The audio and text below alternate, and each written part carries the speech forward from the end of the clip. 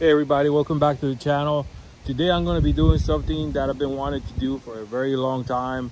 I'm going to go ahead and place a deer blind in one of the hunting spots on the other side of the property, way out there.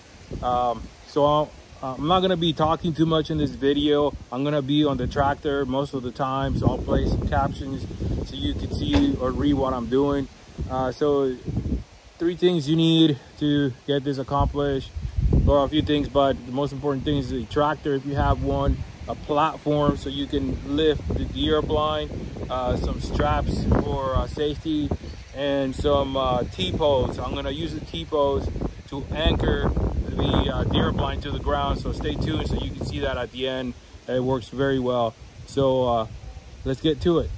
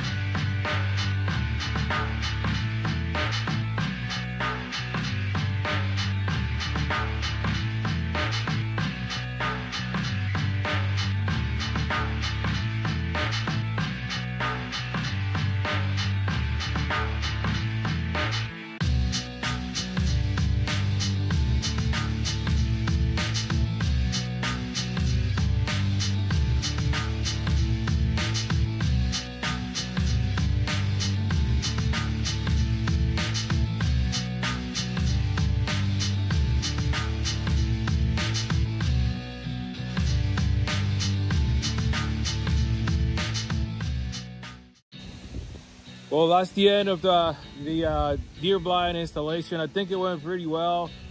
This is the way I've done it before. I learned it from old hunters. That deer blind was built with scrap wood. We like to reuse a lot of the materials, but that guy in particular used scrap wood from a mill, and he sold it to me for $200. So pretty good business for extra cash. If you got any questions, any suggestions, please let me know in the comments. So it looks like it's about to storm, and you can see the sky, so I better go inside. But like and subscribe for more videos out here.